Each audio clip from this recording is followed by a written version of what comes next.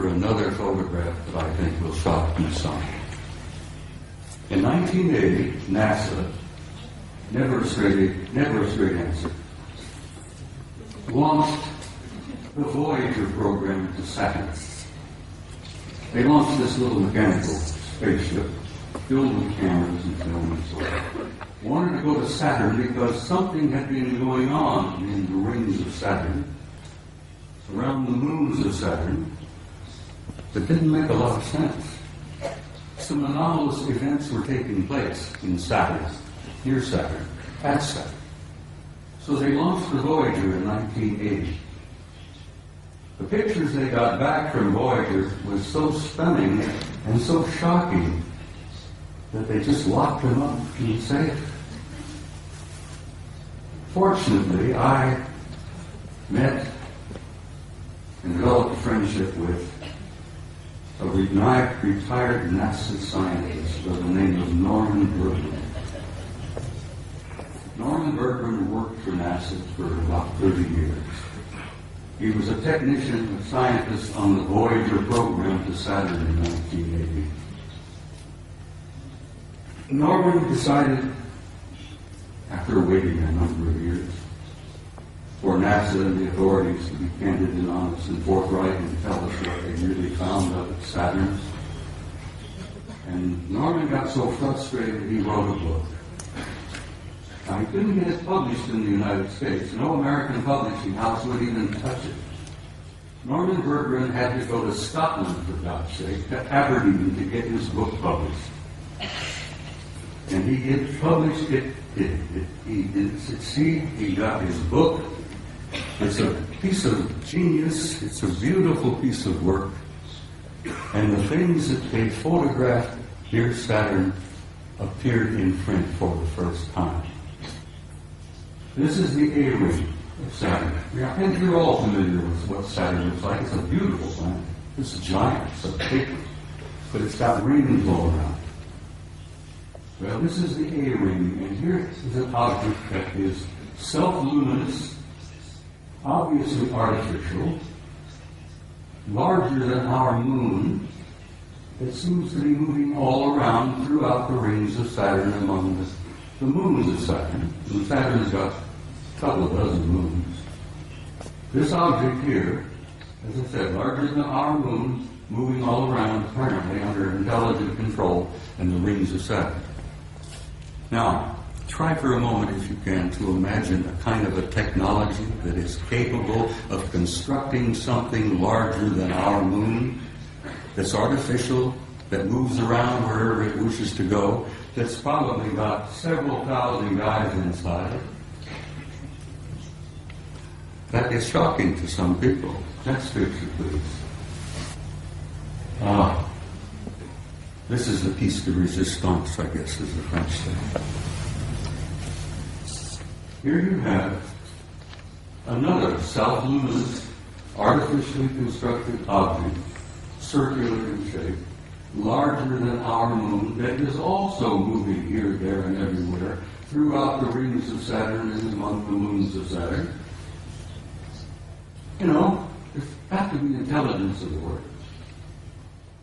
But this is the one that really blew the NASA people on the Voyager program out of the water. This object, this is an object, guys, is 2,000 miles long. It's 400 miles in diameter. And it's an artificially constructed, Norman calls them an electromagnetic vehicle. He says they appear to be making the rings. This is one of the rings of Saturn. I think this is the B ring. Bergman says he thought they were probably making the rings. I said, Norman, you ever consider the possibility they may be mining the rings? Because I think the rings are probably rich in nutrients, minerals probably. And an incredibly advanced civilization, I think, would work out some system of mining those rings for all the minerals that are out there and utilizing them. Because space is filled with wealth energies of all kinds. They never have to dig another hole in the ground like we do down here. Space is filled with energy. This is 2,000 miles long, and here on this end there seems to be something like an exhaust or a flare of energy of some kind. It's probably a result of engines of some type inside this thing.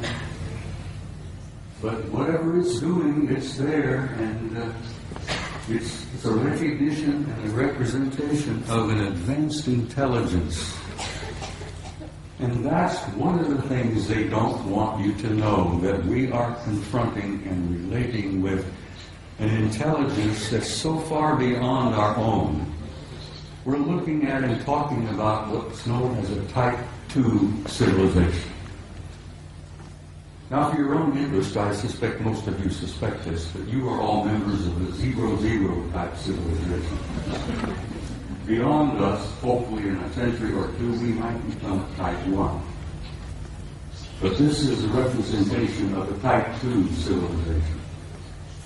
And Michio Kaku, the famous Japanese-American physicist in New York, has put out this concept about Type 0, 1, 2, 3, and 4 of the kind of advanced cultures and civilizations we will probably meet out there. Well, in probably meet out there, we've already met them. They're here. They're in our midst. So, I think I brought about 15 or 20 of these pictures, but I simply had no time. I don't have the time to show them all. But I've shown a few here, and I think I've piqued your curiosity. And I think most of you are pretty bright people, and you know you've been conned. You know you've been lied to. You're not fools. And I think you know who you are and why you're here and where you're going.